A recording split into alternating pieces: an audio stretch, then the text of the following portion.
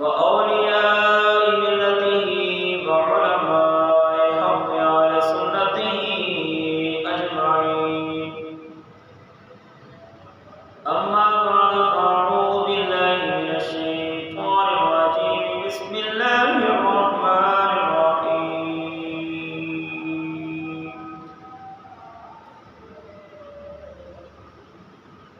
ورفعنا لك ذكرك. صدق الله العظيم وبلغنا رسوله النبي الكريم الأمين. إن الله وملائكته يصلون على النبي يا أيها الذين آمنوا صلوا عليه وسلموا تسليما. صلاة وسلام عليك يا سيدي يا رسول الله وعلى آلك وأصحابك يا سيدي يا حبيب الله.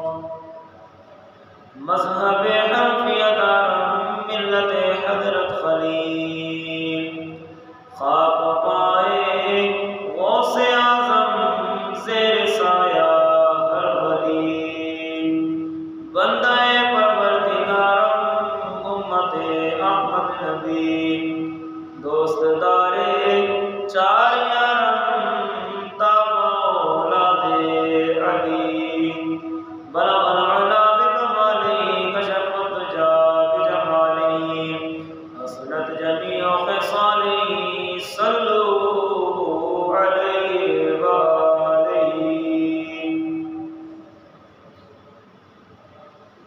نوری مکھڑات زلفان کالیا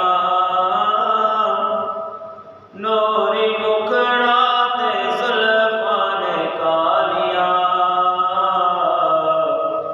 رب بھیجدا درود دیاں ڈالیاں رب بھیجدا درود دیاں ڈالیاں رب بھیجدا نوری مکھڑات زلفان کالیا رب بھیجدا درود دیاں ڈالیاں.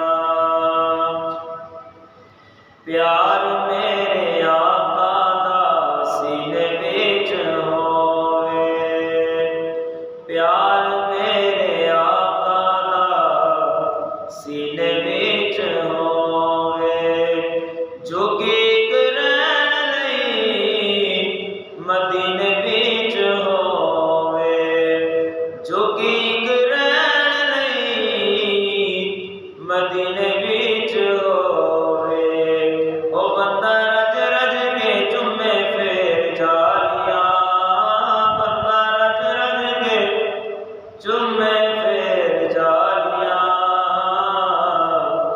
رب بھیجدا درود دیاں ڈالیاں رب بھیجدا درود دیاں ڈالیاں. بیلیاں حضور دیاں محفلاں سجایا کر بیلیاں حضور دیاں محفلاں سجایا کر دن رات سونے اتے درود تو پہنچایا کر دن رات سونے اتے درود تو پہنچایا کر. او گھر رہن گیاں سدا خوشحالیاں او گھر رہن گیاں سدا خوشحالیاں رب بھیجدا درود دیاں ڈالیاں رب بھیجدا درود دیاں ڈالیاں. پاک قرآن دیاں اکھراں نوں ویکھ لو پاک قرآن دیاں اکھراں نوں ویکھ لو سورتاں نوں ویکھو بھاویں ستراں نوں ویکھ لو سورتاں نوں ویکھو بھاویں ستراں نوں ویکھ لو او جویں مدنی ہو جیویں مدنی دیا زلفاں نے کالیاں، ہو جیویں مدنی دیا زلفاں نے کالیاں، رب بھیجدا درود دیاں ڈالیاں، رب بھیجدا درود دیاں ڈالیاں، صدقہ نواسیاں دا سد لو مدینے وچ، صدقہ نواسیاں دا سد لو مدینے وچ، ٹھنڈ پا لواں کا بلدے میں سینے وچ، ٹھنڈ پا لواں کا بلدے میں سینے وچ، جیوندے جیوندے چما روزے دیاں جالیاں، جیوندے جیوندے چما روزے دیاں جالیاں، رب بھیجدا درود دیاں ڈالیاں، رب بھیجدا درود دیاں ڈالیاں، نوری مکھڑا تے زلفاں نے کالیاں، رب بھیجدا درود دیاں ڈالیاں، رب بھیجدا درود دیاں ڈالیاں۔ اللہ رب العزت کی حمد و ثنا کے بعد حضور علیہ السلام کی بارگاہ میں ہدیہ درود و سلام کا نذرانہ پیش کرنے کے بعد دعا ہے کہ اللہ رب العزت آج کی ہم سب کی حاضری کو شرف قبولیت سے سرفراز فرمائے۔ آج کے خطبہ جمعۃ المبارک میں آپ کے سامنے عصمت مصطفیٰ، مقام مصطفیٰ، عزت مصطفیٰ،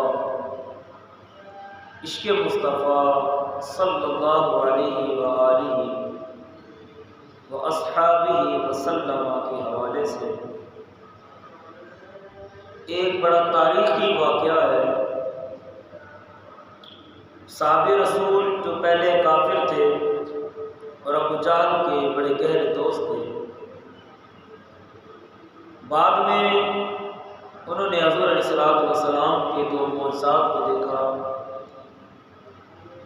تو سرکار کا کلمہ پڑھ کر سرکار کے غلام بن گئے۔ تاریخ کی کتابوں میں اس صحابہ رسول کا نام آتا ہے جن کو حضرت حبیب یمنی رضی اللہ تعالی عنہ کہا جاتا ہے۔ یہ صحابہ رسول یمن کے رہنے والے تھے، وہاں کسی علاقے کے سردار بھی تھے، تو ان کا بڑا خوبصورت واقعہ ہے ایمان لانے کا۔ اس حوالے سے آپ کے سامنے اس واقعے کے ساتھ دو چار سرکار علیہ السلام کی عظمت کے حوالے سے باتیں ملا کر اس واقعے کو آپ کے سامنے پیش کروں گا۔ اللہ تعالیٰ ہم سب کی حاضری کو اپنی بارگاہ میں قبول منظور فرمائے۔ سامعین کرام، پیارے آقا علیہ السلام مکہ المکرمہ میں پیدا ہوئے۔ وقت گزرنے کے ساتھ ساتھ کئی ایک تکالیف، امتحانات آپ کی زندگی میں آئے، یعنی ولادت سے پہلے آپ کے سر سے والد کے سایہ کا اٹھ جانا، اور 5 یا 6 سال کی عمر میں آپ کے سر سے والد محترمہ اما آمینہ رضی اللہ تعالیٰ عنہ ان کا سایہ اٹھ جانا، پھر 8 سال کی عمر میں آپ کے محبوب نہایت شفیق دادا حضرت عبد المطلب رضی اللہ تعالیٰ عنہ ان کا وصال کر جانا۔ تو یہ سارے امتحانات سرکار علیہ السلام نے دیکھے، مگر وقت گزرنے کے ساتھ ساتھ 40 سال حضور علیہ السلام نے مکہ المکرمہ میں اپنے خاندان اور غیر خاندان کے جو افراد تھے ان کے درمیان بسر کی۔ جب 40 سال مکمل ہوئے، حکم خدا بندی ہوا محبوب، یہ لوگ 40 سال جن کے اندر آپ نے بسر کیے ہیں، یہ آپ کو صادق اور امین کے القابات سے یاد فرماتے ہیں۔ صفا مروہ کی پہاڑی پر کھڑے ہو جائیے اور ان لوگوں کو اپنی نبوت کا اعلان سنائیں۔ حضور علیہ الصلوۃ والسلام پہاڑ پر چڑھ گئے، قوم کو اکٹھا کیا، اعلان نبوت کیا، تو جو قوم آپ کو صادق اور امین کے القابات سے یاد کرتی تھی، خاندان کے لوگ بھی اور غیر خاندان کے لوگ بھی آپ کے دشمن بن گئے۔ جب یہ دشمن بنے، پیارے آقا علیہ الصلوۃ والسلام نے ایک دکھ تو محسوس کیا، لیکن جیسے رضا الہی تھی، استقامت کے ساتھ اپنے دین حق کی تبلیغ فرماتے رہے۔ تو کچھ لوگ جو ظاہراً غلام تھے یا دنیاوی لحاظ سے ان کے پاس کوئی ساز و سامان نہیں تھا، وہ حضور علیہ الصلوۃ والسلام کی دعوت پر اسلام کے دامن میں داخل ہوتے گئے، کلمہ پڑھتے گئے۔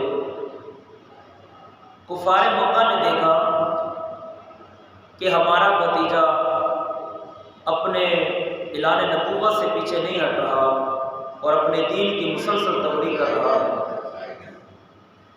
لیکن انہیں یہ پریشانی اتنی زیادہ نہیں تھی، اس لیے کہ وہ جانتے تھے کہ اس کا جس نے بھی کلمہ پڑھا ہے وہ یا تو غلام ابن غلام ہے یا وہ پھر کسی غریب گھرانے سے تعلق رکھتا ہے، تو لہٰذا ہمیں کوئی پریشانی والی بات نہیں۔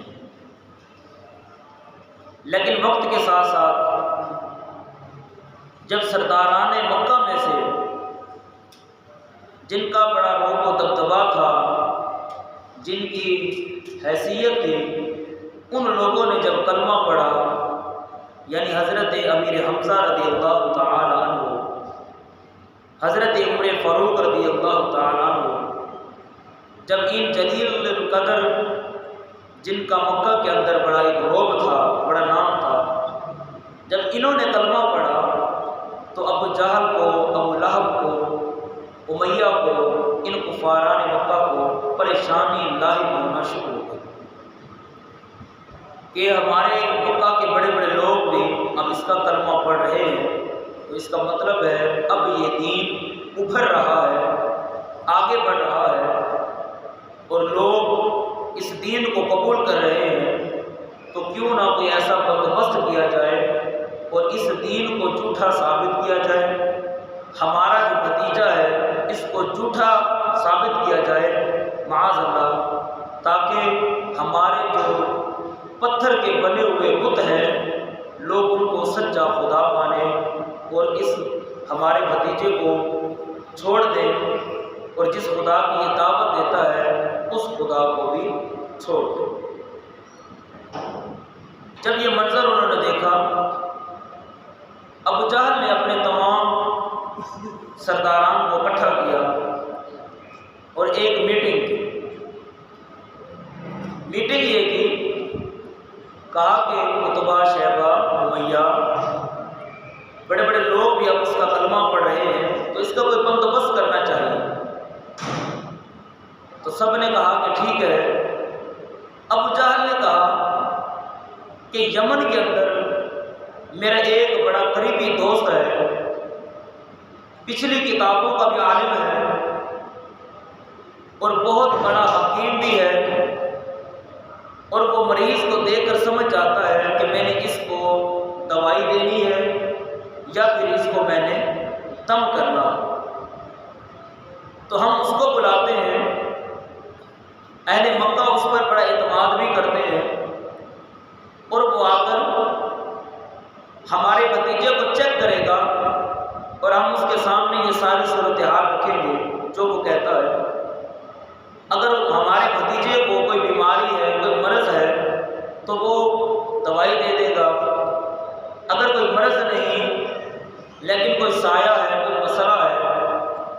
میرا دوست آ کر دم کر دے گا تو ہماری یہ ساری پریشانی دور ہو جائے گی۔ سب نے کہا ٹھیک ہے۔ ابو جہل نے خط لکھ دیا اپنے یار حبیب یمنی کو کہ مکہ کے اندر جتنا جلدی ہو سکے تم پہنچو۔ حبیب یمنی آ گیا مکہ کے اندر، ابو جہل سے ملاقات ہوئی، حویلی کے اندر لے گیا، سارے سرداران کو بھی اٹھا لیا۔ کہنے لگا حبیب یمنی تم بہت بڑے حکیم بھی ہو، پچھلی کتابوں کے بارے میں جانتے بھی ہو، رشتے میں ہمارا بھتیجا لگتا ہے، ہمارے خاندان کا ہی فرد ہے، اس نے نبی ہونے کا اعلان کر دیا۔ وہ اپنے آپ کو نبی کہتا ہے، اللہ کا رسول کہتا ہے، اور وہ یہ بھی کہتا ہے کہ ہمیں ایک دن موت آ جائے گی، ہم اس مٹی کے نیچے چلے جائیں گے، پھر ایک دن آئے گا کہ جس دن ہمیں رب کائنات اس مٹی سے دوبارہ زندہ فرمائے گا، ایک عدالت لگے گی، حساب و کتاب ہوگا، کچھ لوگ جنت میں جائیں گے، کچھ لوگ جہنم میں جائیں گے، اعمال نامہ تولا جائے گا، پل صراط بچھایا جائے گا۔ وہ ہمارا بھتیجا یہ ایسی باتیں کرتا ہے، وہ کہتا ہے کہ خدا ایک ہے، وہ نظر بھی نہیں آ سکتا، وہ ہر جہت سے پاک ہے، ہر مکان سے پاک ہے، نہ وہ اس کی کوئی اولاد ہے، نہ وہ خود کسی کی اولاد ہے۔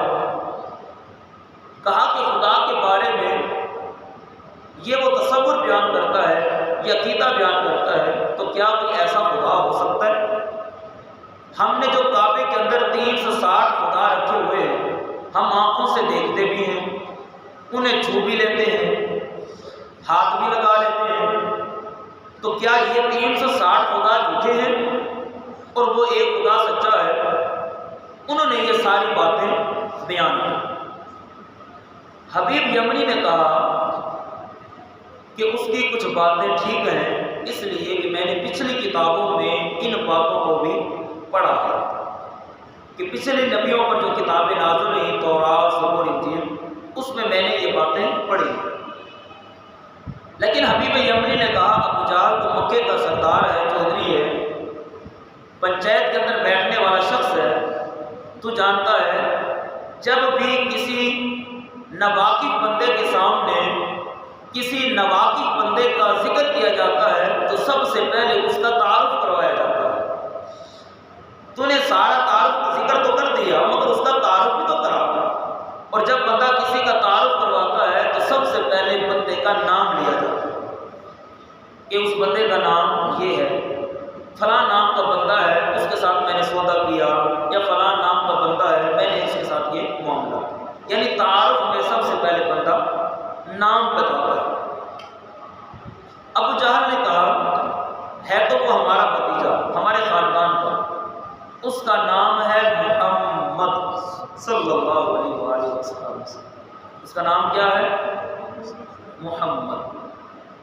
جب حبیب یمنی کے کانوں میں ہمارے آقا مولا کا نام پڑا نا تو اس کے اندر کی دنیا جو تھی وہ تبدیل ہونا شروع ہو گئی۔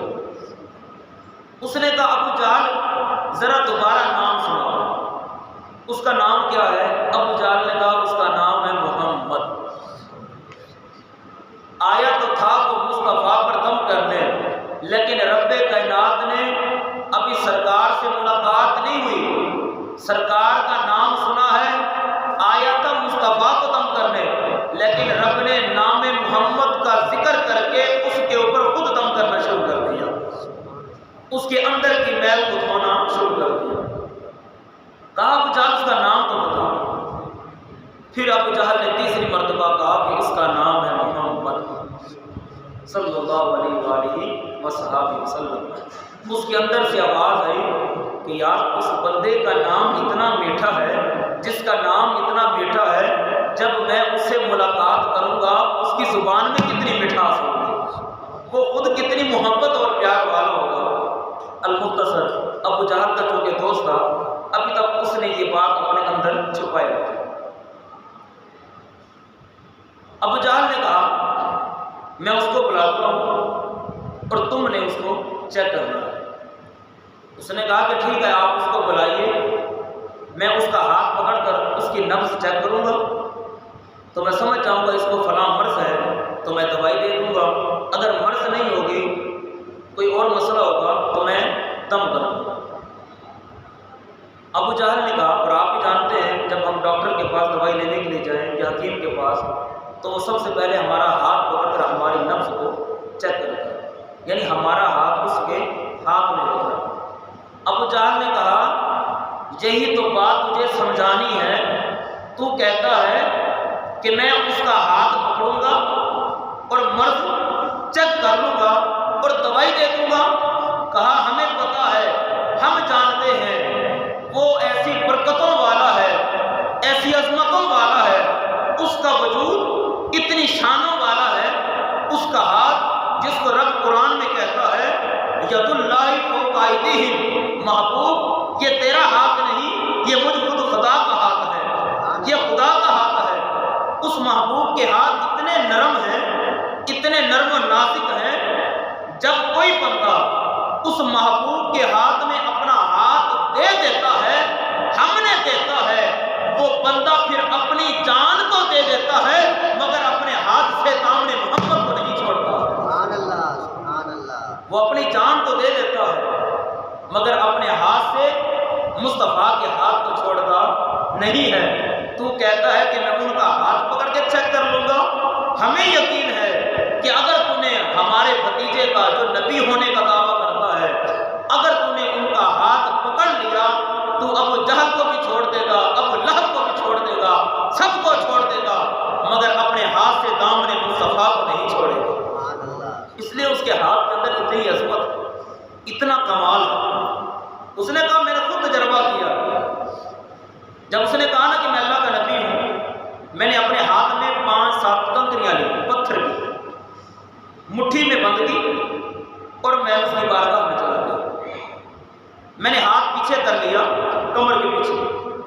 میں نے کہا، اے بھتیجے، تو کہتا ہے کہ میں اللہ کا نبی ہوں، اچھا اگر تو یہ بات بتا دے کہ میرے ہاتھ کی مٹھی میں کیا ہے، میرے ہاتھ کی مٹھی میں کیا ہے، تو میں مان جاؤں گا تو اللہ کا سچا نبی بن گیا۔ مٹھی بھی بند ہے، کمر کے پیچھے ہے، کنکریاں ڈالی ہوئی ہیں، اور سرکار کی بارگاہ میں یہ عرض کرتا ہے، یہ کہتا ہے کہ اگر تم بتاؤ میرے ہاتھ کی مٹھی میں کیا ہے تو میں تمہارا اقرار کروں گا کہ تم اللہ کے سچے نبی ہو۔ میرے آقا نے مسکرا کر فرمایا، ابو جہل، تو مجھ سے کیوں پوچھتا ہے کہ تیرے ہاتھ کی مٹھی کے اندر کیا ہے؟ جو تیرے ہاتھ کی مٹھی کے اندر ہے، اگر وہ خود بول کر بتا دے کہ میں اللہ کا نبی ہوں، پھر کلمہ پڑھ لے گا۔ سبحان اللہ، سبحان اللہ۔ اگر تیرے ہاتھ کی مٹھی میں جو کنکریاں ہیں وہ خود ہی بول کر بتا دے کہ میں کون ہوں، تو پھر کلمہ پڑھ لے گا۔ ابو جہل نے کہا، یہ تو سونے کے اوپر سہاگا ہو گیا، پتھر کے اندر تو جان ہی نہیں، پتھر کے اندر تو زبان ہی نہیں، اگر کوئی بول کر کہہ دے کہ آپ اللہ کے نبی ہیں، یہ تو اور مزہ آ جائے گا، یہ تو اور ایمان پختہ ہو جائے گا۔ اللہ اکبر، تیرے اور میرے نبی نے ابو جہل کے ہاتھ کی طرف، ان کنکریوں کی طرف توجہ کی، سرکار نے نگاہ نبوت ڈالی۔ اللہ اکبر، وہ کنکریاں ابو جہل کے ہاتھ میں تھیں، جب نگاہ مصطفیٰ ہوئی، مصطفیٰ کریم نے توجہ کی، ابو جہل کے ہاتھ کے اندر سے جو کنکریاں تھیں، ہر کنکری نے یہ پکار کر کہا، اشہد ان لا الہ الا اللہ واشہد ان محمدًا عبدہ ورسولہ۔ کہا، ابو جہل، یہ کنکریاں تیرے ہاتھ میں ہیں، مصطفیٰ کے ہاتھ میں نہیں۔ مصطفیٰ نے توجہ کی ہے، ہم تیرے ہاتھ میں پکار کر کہہ رہی ہیں کہ اللہ کے سوا کوئی معبود نہیں ہے، اور محمد اللہ کے سچے بندے بھی ہیں اور سچے رسول بھی ہیں۔ سبحان اللہ، سبحان اللہ۔ ابو جہل کے ہاتھ سے آواز آئی، وہ کنکریاں بول اٹھی۔ ابو جہل نے کہا، حبیب یمنی، تو کہتا ہے میں ہاتھ پکڑ کر بتا دوں گا، میں ہاتھ میں کنکریاں لے کر گیا تھا، انہوں نے تو میرے ہاتھ کے اندر جو کنکریاں تھیں وہ بھی بول بول کر کہہ رہی تھی کہ ہم تو گواہی دیتے ہیں اللہ کے سوا کوئی معبود نہیں اور محمد اللہ کے سچے رسول ہیں۔ اللہ اکبر۔ اب یہاں پر مجھے لیکن وقت تھوڑا ہے، واقعہ بڑا خوبصورت تھا، پھر کبھی سناؤں گا۔ ابو جہل نے کہا حبیب یمنی ہاتھ پکڑنے والی بات درست نہیں۔ اب اس حبیب یمنی نے دوسری بات کی، اس نے کہا کہ میں پرانا حکیم ہوں، آپ اس کو بلائیے، جب وہ میرے سامنے چلتا ہوا آئے گا نا تو مجھے اشارہ کر دینا کہ یہ فلاں جو ہے اس نے نبوت کا دعویٰ کیا ہے، میں غور کے ساتھ توجہ کے ساتھ اس کی نگاہوں میں نگاہیں ڈالوں گا، اس کی نگاہوں میں نگاہیں ڈال کر اندازہ لگا لوں گا کہ اس آنے والے شخص کو کون سی بیماری ہے، اس کو مرض کیا۔ ابو جہل نے کہا یار حبیب یمنی بندہ تو دانا ہے، عقل مند ہے، ہم نے یہ بھی تجربہ کر لیا، تو کہتا ہے میں نگاہوں میں نگاہیں ڈال کر دیکھ لوں گا کہ مرض کیا ہے، ہم نے دیکھا ہے کہ وہ ایسا ہے، اس کی نگاہیں ایسی ہیں، ما زاغ البصر وما طغى، کی ایسی پیاری آنکھیں ہیں کہ جب یہ نگاہیں کسی نگاہوں کے ساتھ مل جاتی ہیں، جب اس نگاہ کی چمک کسی نگاہ کے اندر داخل ہو جاتی ہے، میں نے بلال کو دیکھا ہے، میں مار مار کے تھک گیا ہوں، امیہ مار مار کے تھک گیا ہے، گلے میں رسی ڈال کر گلی کے اندر بھی ہم نے گھسیٹا ہے، آگ کے انگاروں کے اوپر بھی لٹایا ہے، سینوں کے اوپر بھاری پتھر بھی رکھا ہے، بڑا مارا بھی ہے، پیٹا بھی ہے۔ میں نے کہا بلال کلمہ چھوڑ دے، بلال مسکرا کر کہتا ہے ابو جہل تو میری جان نکال لے، میرے جسم کے ٹکڑے کر دے، مگر یاد رکھ ان نگاہوں کے اندر جب سے جلوہ مصطفیٰ آ گیا ہے، یار کی تصویر آ گئی ہے، اب یہ جسم ٹکڑے ٹکڑے تو ہو سکتا ہے لیکن نگاہوں سے جلوہ مصطفیٰ چھوڑا نہیں جا سکتا۔ سبحان اللہ سبحان اللہ۔ میں گرم انگاروں کے اوپر بھی لیٹنا دوبارہ کر سکتا ہوں، میں سینے کے اوپر پتھر رکھنا بھی برداشت کر سکتا ہوں، مگر ان نگاہوں سے جلوہ مصطفیٰ کو اب نہیں چھوڑ سکتا۔ ان نگاہوں کے اندر اب یار کی تصویر آ گئی ہے۔ کہا حبیب یمنی نگاہیں بھی نہ ملانا، اگر تو نے نگاہیں ملا لی تو پھر کیا ہوگا؟ نگاہوں نگاہوں میں فیصلے ہو گئے، نگاہوں نگاہوں میں فیصلے ہو گئے، تم ہمارے ہو گئے ہم تمہارے ہو گئے، تم ہمارے ہو گئے ہم تمہارے ہو گئے۔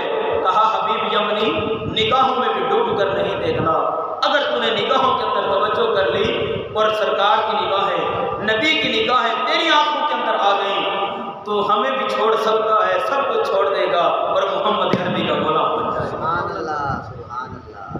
اب حبیب یمنی بھی بڑا حیران اور پریشان کہ یار کیا کمال ہے، کیا عظمت ہے۔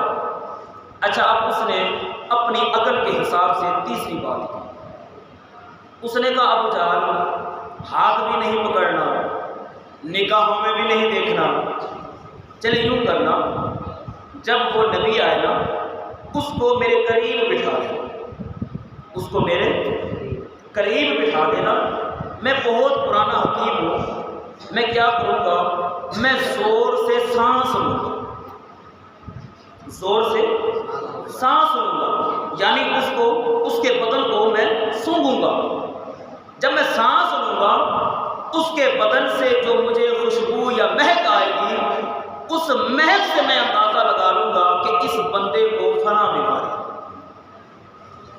اس بندے کو فلاں بیماری ہے، فلاں مرض ہے۔ میں کیا کروں گا؟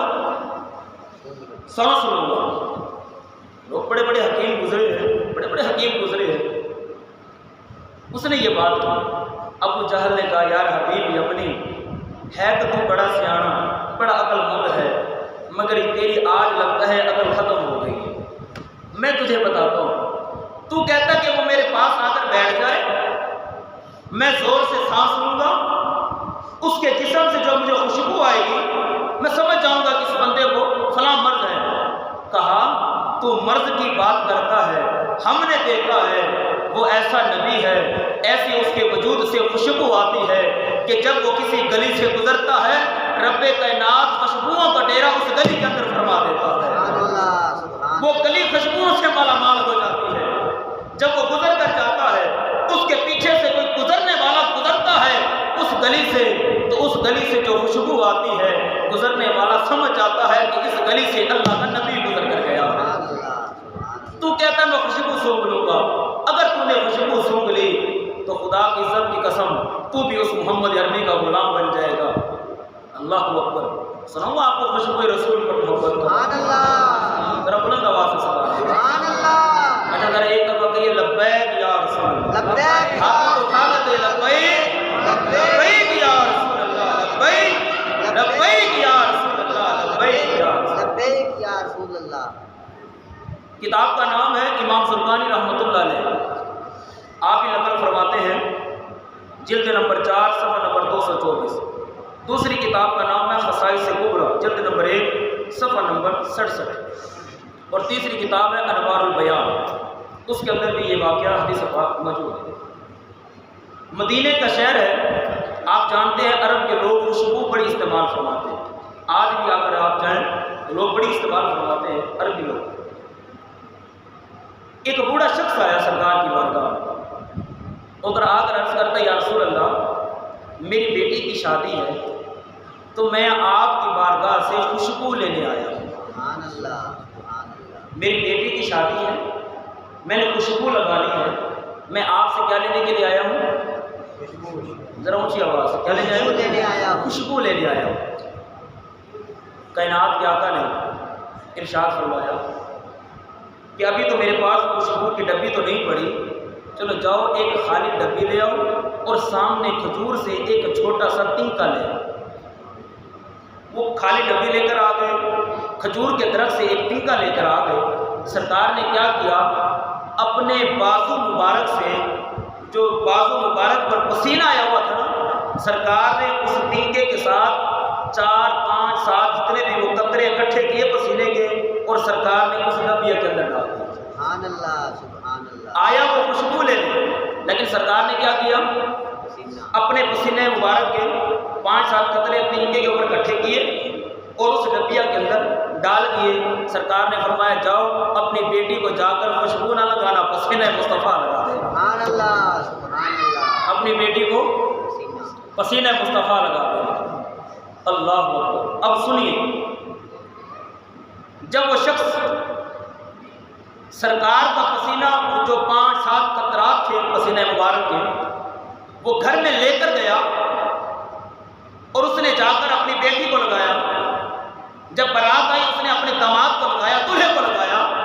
صحابہ فرماتے ہیں خدا کی عزت کی قسم اس دولہا دلہن، اس نئے جوڑے، ان کا جو گھر تھا نا، جن کو سرکار کا پسینہ مصطفیٰ لگا، مبارک پسینہ لگا، صحابہ فرماتے ہیں اس گھر سے اتنی خوشبو آتی تھی، اتنی خوشبو آتی تھی، جو گھر کے آگے سے گزرتا اسے بھی خوشبو آتی، جو گھر کے پیچھے سے گزرتا اسے بھی خوشبو آتی، جو دائیں جانب سے گزرتا اسے بھی خوشبو آتی، جو بائیں جانب سے گزرتا اسے بھی خوشبو آتی، یعنی گھر کے چاروں اطراف میں سے بائیں سے گزرنے والے کو خوشبو آیا کرتی تھی۔ صحابہ فرماتے ہیں ہم نے اس گھر کا نام رکھ لیا تھا فسموا بیت المطیبین، یعنی جس گھر سے پسینہ مصطفیٰ کی برکت سے اتنی خوشبو آتی تھی، ہم نے اس گھر کا نام خوشبوؤں والا گھر رکھ لیا تھا۔ سبحان اللہ، سبحان اللہ۔ عربی کے اندر کہتے ہیں فسموا بیت المطیبین،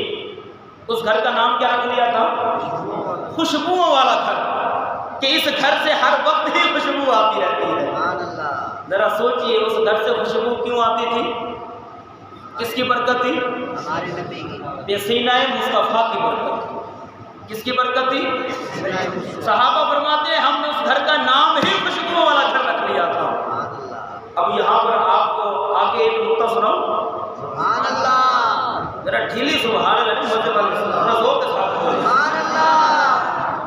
جس گھر کے اندر 5 7 پسینہ مصطفیٰ کے قطرات چلے گئے، وہ گھر تو مدینے میں ہو گیا خوشبوؤں والا گھر۔ اب ذرا آگے سنیے، اللہ اکبر۔ پیارے آقا علیہ الصلوۃ والسلام نے 11 شادیاں فرمائی۔ کتنی شادیاں؟ 11۔ مدینہ شریف میں سرکار نے ہر زوجہ مطہرہ کا الگ الگ حجرہ بنا رکھا۔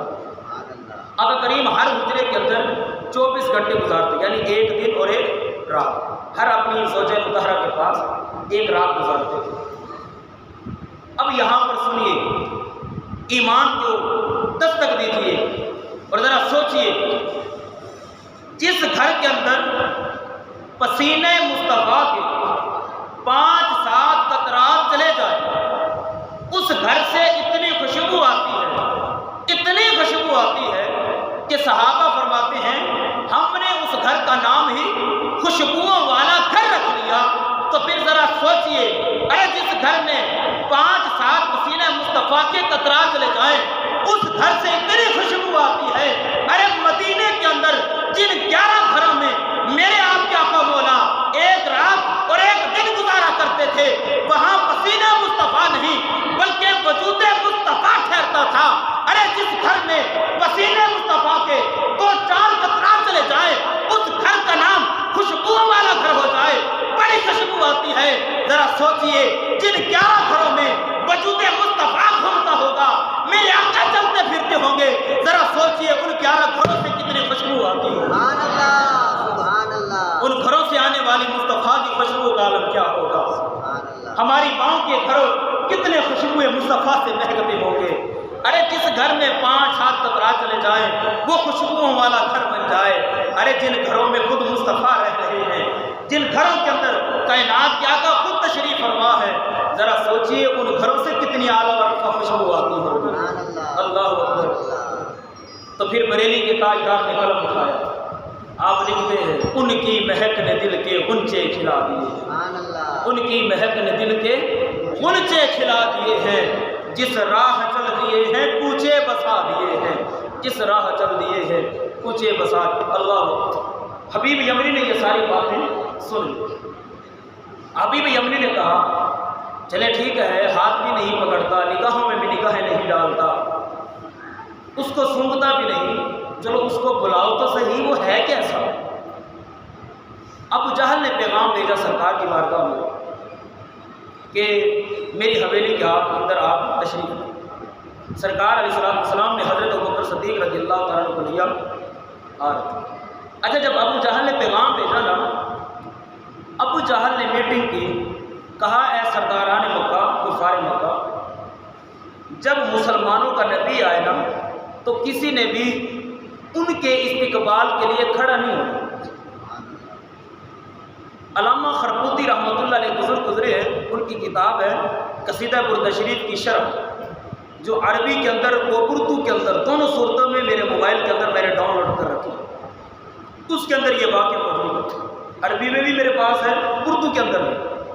ابو جہل نے کہا وہ جب تشریف لائے تو کسی نے ان کے استقبال کے لیے کھڑا نہیں ہونا۔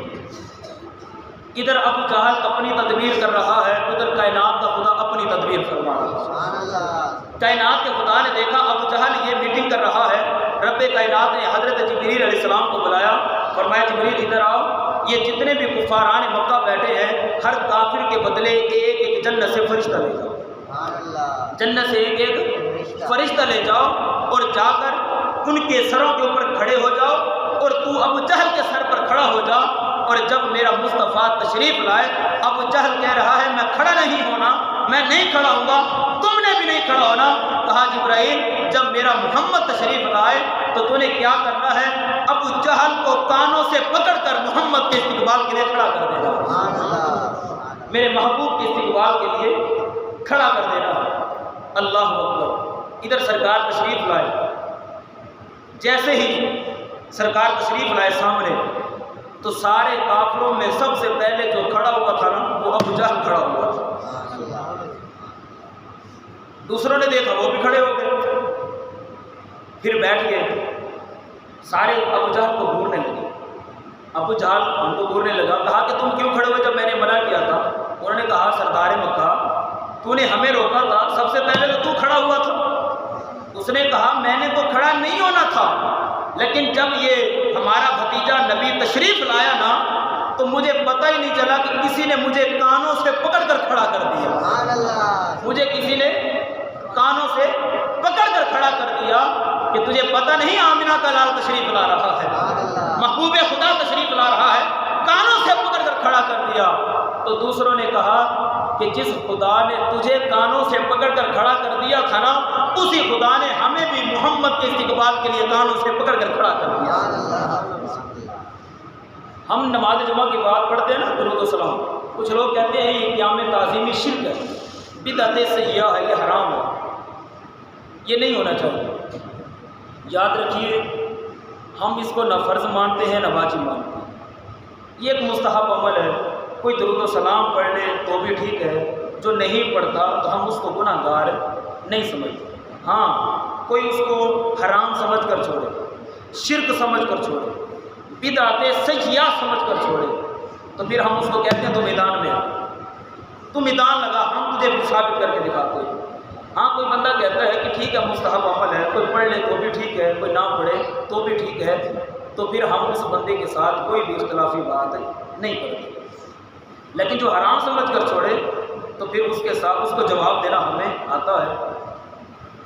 اب ذرا سنیے، بڑی عجیب آپ کو ایمان افروز دلیل دینے لگا ہوں اسلام میں۔ ہم نماز پڑھتے ہیں، مکمل نماز پڑھنے کے بعد جب اتحیات پہ آتے ہیں، دیکھیں رب نے کس طرح سے انتظام فرمایا اپنے محبوب کے درود و سلام کا۔ رب کہتا ہے کہ تو اپنے گھر میں پڑھ یا نہ پڑھ، وہ تیری مرضی، لیکن ذرا سوچ جب تو میرے گھر میں آئے گا، میری بارگاہ میں سجدہ ریز ہوگا، نماز پڑھے گا، سب کچھ ادا کرنے کے بعد اتحیات میں تجھے بٹھاؤں گا، تیری نگاہیں جھکاؤں گا، ادب کی حالت میں بٹھاؤں گا، اور میں کہوں گا تو نے سب کچھ کیا، اگر تو نے میری نبی کی ذات پر یہ نہ پڑھا السلام علیکہ ایھا النبی ورحمۃ اللہ وبرکاتہ، اگر تو نے یہ نہ پڑھا میں تیرے سارے سجدوں کو اٹھا کر تیرے منہ پر مار دوں گا۔ کہا رب کے گھر میں آئے گا، رب کی بارگاہ میں، تو تجھے ادب کے ساتھ بٹھا کر کائنات کا خدا تجھ سے اپنے محبوب پر درود و سلام پڑھائے گا۔ اور دوسری بات، جب تو کسی کا نماز جنازہ ادا کرے گا، نماز جنازہ، نماز جنازہ میں کتنی تکبیرات ہوتی ہیں؟ جو 4 یار کا ماننے والا ہے تو اس کو تو پتہ ہوگا کتنی تکبیر ہوتی ہے، کتنی ہوتی ہیں؟ 4۔ پہلی تکبیر کے بعد ثنا، دوسری تکبیر کے بعد ہم کیا پڑھتے ہیں؟ دعا مانگتے ہیں، ذرا اونچی آواز سے کیا پڑھتے ہیں؟ درود شریف۔ اچھا آپ درود شریف شروع کیجیے، اللہم صلی علی محمد وعلی آل محمد کما، ذرا اونچی آواز سے، کما صلیت۔ ہم بیٹھے ہوتے ہیں کھڑے ہوتے ہیں؟ کھڑے ہوتے ہیں، ہاتھ کھلے ہوتے ہیں، ہاتھ بندے ہوتے ہیں؟ بندے ہوتے ہیں، نگاہیں اوپر ہوتی ہیں نیچے ہوتی ہیں، گویا کہ ہم پورے ادب کے ساتھ کھڑے ہوتے ہیں۔ رب نے دیکھیے بندہ گھر میں پڑھے یا نہ پڑھے، لیکن جب رب کی بارگاہ میں آئے گا، رب دیکھے کیسے اپنے محبوب کے درود و سلام کا انتظام کیا۔ رب نے کہا تو دوسری تکبیر کے بعد پڑھے گا کما صلیت، محبوب کی ذات پر مولا میں درود پڑھ رہا ہوں۔ پھر اگلا لفظ کیا ہے؟ وسلمتا، مولا تیرے محبوب کی بارگاہ میں ہدیہ سلام بھی پیش کرتا ہوں، ہدیہ سلام بھی پیش کرتا ہوں۔ رب نے کہا تو گھر میں پڑھے یا نہ پڑھے یہ تیری مرضی ہے، لیکن جب رب کی بارگاہ میں کھڑا ہوگا، حالت نماز میں تجھے بٹھا کر ادب کے ساتھ محمد کی ذات پر درود و سلام پڑھاؤں گا، محمد کی آل پر بھی پڑھاؤں گا، اور جب نماز جنازہ میں حالت قیام میں کھڑا ہوگا، ادب کے ساتھ رب کی بارگاہ میں حالت قیام میں کھڑا کر کے محمد اور محمد کی آل پر تجھے درود و سلام نہ پڑھاؤں، محبوب کی ذات پر درود نہ پڑھاؤں اور سلام نہ پڑھاؤں، تو پھر مجھے بتا مجھے محمد کا خدا کون کہے گا؟ تو کہتا ہے کھڑے ہو کر درود و سلام نہیں پڑھنا چاہیے، رب نے انتظام ہی ایسا کر دیا ہے، کبھی تجھے گوڈے مدے مروا کے، پنجابی میں کہتے ہیں نا گوڈے مدے مروا کے، کبھی نبی کی ذات پر گوڈے مدے مروا کے درود و سلام پڑھاؤں گا، اور کبھی نماز جنازہ میں تجھے کھڑا کر کے محبوب کی ذات پر درود و سلام پڑھاؤں گا۔ اللہ، یہ رب نے انتظام کیا ہے۔ المختصر، وقت چونکہ قلیل ہے، بات تھوڑی سی لمبی ہے، مختصر کر رہا ہوں۔ ابو جہل کو حضرت جبریل علیہ السلام نے کانوں سے پکڑ کر کھڑا کر دیا آگے سرکار کی بارگاہ میں۔ سرکار نے فرمایا، ابو جہل نے ساری بات کی، حبیب یمنی نے کہا آپ کہتے ہیں کہ میں اللہ کا نبی ہوں، یہ 2 کتابیں میرے پاس ہیں، ان دونوں کتابوں کے اندر یہ پورا واقعہ موجود ہے۔ اس کے علاوہ دیگر سیرت کی کتابوں میں بھی یہ سارا واقعہ موجود ہے. کوئی کہانی نہیں سنا رہا، کوئی من گھڑت بات نہیں کر رہا، میں آپ کو سچا واقعہ سنا رہا ہوں. حدیث کی کتابوں میں بھی اس کا ذکر ہے. حبیب یمنی نے کہا، اس نے کہا کہ 2 باتیں ہیں میرے سینے کے اندر، ایک بات میں آپ سے کہوں گا، اس کا آپ مجھے جواب دیں گے، دوسری بات میں نہیں بولوں گا، سوال بھی آپ بتائیں گے، جواب بھی آپ بتائیں گے. سبحان اللہ. سوال بھی آپ بتائیں گے، جواب بھی آپ بتائیں گے. میرے آقا علیہ الصلوۃ والسلام نے، سرکار نے مسکرا کر کہا حبیب یمنی تو کہتا ہے کہ میں ایک بتاؤں گا، دوسری نہیں بتاؤں گا، وہ سوال بھی میں بتاؤں گا، جواب بھی میں بتاؤں گا. سرکار نے فرمایا تو ایک کیوں بتاتا ہے؟ میں سوال بھی دونوں بتا دیتا ہوں، جواب بھی دونوں کے بیان فرما دیتا ہوں. سبحان اللہ. تو بولتا کیوں ہے؟ تو ایک بھی نہ بتا، میں دونوں ہی بتا دیتا ہوں. اس نے کہا نہیں، پڑھا لکھا بنتا ہوں، شرط یہ. سرکار نے فرمایا ٹھیک ہے. سرکار نے فرمایا بولیے. اس نے کہا اگر آپ اللہ کے سچے نبی ہیں، جادوگر کا جادو زمین پر چلتا ہے، آسمانوں کی بلندیوں پر نہیں چلتا، اگر آپ اللہ کے سچے نبی ہیں، یہ جو چمکتا ہوا چاند نظر آ رہا ہے، آپ اس کے 2 ٹکڑے کر کے دکھا دیجیے. آپ اس کے 2 ٹکڑے کر کے دکھا دیجیے، تقسیم کر دیجیے. سرکار علیہ الصلوۃ والسلام مسکرا پڑے. سرکار نے یہ نہیں، بندہ سوچ میں پڑ جاتا، نہیں. سرکار نے فرمایا اچھا چاند کے 2 ٹکڑے کر کے دکھا دو، مان جائے گا؟ اس نے کہا ہاں یہی میری شرط ہے. میرے آقا نے فرمایا چلیے آؤ چاند کے 2 ٹکڑے کرتے ہیں. سبحان اللہ. اور تاریخ کی کتاب میں آتا ہے کہ رات 14ویں کی تھی، چاند بھی 14ویں رات کا تھا، چمک رہا تھا. آپ کے آقا مولا جبل ابو قبیس پر تشریف لائے. سرکار نے فرمایا کفار مکہ اگر میں نے چاند کے 2 ٹکڑے کر دیے تو تسلیم کرو گے؟ ابو جہل نے کہا مانیں گے. شرط پر اتفاق ہے؟ کہا اتفاق ہے، متفق ہیں. اللہ اکبر. میرے آقا نے یہ نگاہیں اٹھا کر 14ویں رات کے چاند کو دیکھا. اب چاند اور مصطفیٰ کی جو بات ہوئی نا، چاند نے کہا ہوگا سونے اب میرے محبوبہ ان کافروں کو کیا پتا، ان کافروں کو کیا پتا، میں جانتا ہوں، مجھے پتا ہے جب تو چھوٹی سی عمر میں تھا، اماں حلیمہ کے سعدیہ کے گھر میں پنگوڑے کے اندر لیٹا ہوا ہوتا تھا، اس وقت جب تیری انگلی کا اشارہ ہوتا تھا میں تو اس وقت بھی اشارے کے اوپر ناچ جایا کرتا تھا. میں تیری انگلی کا اشارہ ادھر ہوتا میں ادھر ہو جاتا تھا، تیری انگلی کا اشارہ میں ادھر ہوتا میں ادھر ہو جاتا تھا. محبوبہ انہیں کیا پتا، میں تو بچپن سے تیری انگلی کے اشارے پر ناچ رہا ہوں. چاند جھک جاتا جدھر انگلی اٹھاتے مہد میں، کیا ہی چلتا تھا اشاروں پر، کھلونا نور کا، کھیلتے تھے چاند سے بچپن میں آقا، اس لیے خود سراپا نور تھے وہ تھا کھلونا نور کا، خود سراپا نور تھے وہ تھا کھلونا نور کا. محبوبہ میں تو بچپن میں تیری انگلی کے اشارے پر ناچتا تھا، تو اشارہ تو کر، تو اشارہ بعد میں کرے گا، میں 2 حصوں میں پہلے تقسیم ہو جاؤں گا. اللہ اکبر. سرکار نے اشارہ کیا، کائنات جا کر جب اشارہ کیا، چمکتا ہوا چاند 2 ٹکڑوں میں تقسیم ہوا. آدھا حصہ پہاڑ کی اس طرف، آدھا حصہ پہاڑ کی اس طرف. حبیب یمنی نے دیکھ لیا، مان گیا، اندر سے یقین ہو گیا کہ آپ اللہ کے سچے نبی ہیں. اگر جادوگر ہوتے، مجنو ہوتے، کچھ اور ہوتے، زمین پر جادو چل جاتا، آسمانوں پر جادو نہ چلتا. یہ جو چاند کے 2 ٹکڑے ہوئے، آپ اللہ کے سچے نبی ہیں. اس نے حبیب یمنی نے کہا جس طرح آپ نے چاند کو توڑ دیا ہے نا، اسی طرح ذرا چاند کو جوڑ کر بھی دکھا دیں. چاند کو جوڑ کر بھی دکھا دیں، مزہ دوبالا ہو جائے گا، سونے پہ سہاگا ہوگا. میرے آقا نے فرمایا اچھا کائنات کے آقا نے جس طرح توڑنے کا اشارہ کیا نا، چاند 2 ٹکڑوں میں تقسیم ہوا، اسی طرح آقا کائنات نے چاند کو جوڑنے کا اشارہ فرما دیا. بس جیسے اشارہ مصطفیٰ ہوا، وہ ٹوٹا ہوا چاند آ کر دوبارہ جڑ گیا. بریلی کے تاجدار نے قلم اٹھایا، سورج الٹے پاؤں چلے، چاند اشارے سے ہو چاک. سورج الٹے پاؤں چلے اور چاند اشارے سے ہو چاک. وہ اندھے نجدی دیکھ لے قدرت رسول اللہ کی، اندھے نجدی دیکھ لے قدرت رسول اللہ کی. اختلافات بہت ہیں. یہ جو کتاب ہے میرے ہاتھ میں، یہ امام شافعی رحمۃ اللہ علیہ کو ماننے والے، امام جلال الدین سیوطی یہ رفع یدین کرنے والے ہیں، آمین اونچی کہنے والے ہیں، امام کے پیچھے سورہ فاتحہ پڑھنے والے ہیں.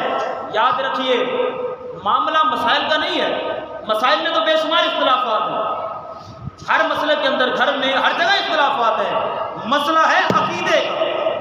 مسئلہ کس کا ہے؟ عقیدے کا. عقیدہ سچا ہو. یہ بزرگ اگرچہ امام شافعی رحمۃ اللہ علیہ کے ماننے والے ہیں، یہ آگے لکھا بھی ہوا ہے.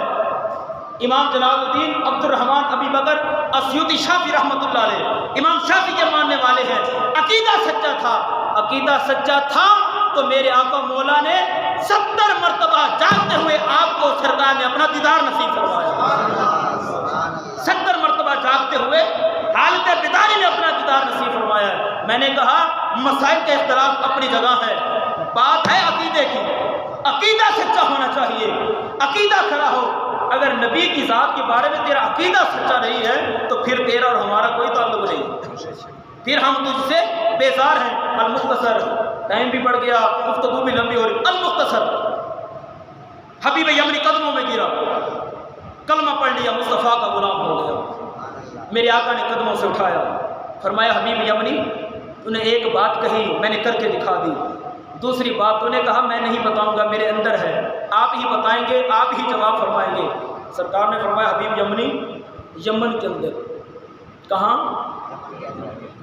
سرکار مکے میں کھڑے ہیں اور بات کہاں کی کر رہے ہیں؟ ذرا اونچی آواز سے، کہاں کی؟ یمن کی۔ اس کا مطلب ہے سرکار مکے میں کھڑے ہو کر یمن کو آپ کی آواز بڑی ڈھیلی ہے، یمن کو جو مکے میں کھڑے ہو کر یمن والوں کو دیکھ سکتا ہے وہ گنبد خضرا کے سائے میں لیٹا ہوا محمدی مسجد میں غلاموں کو نہیں دیکھ سکتا۔ کائنات کیا کہیں، ارشاد فرمائے حبیب یمنی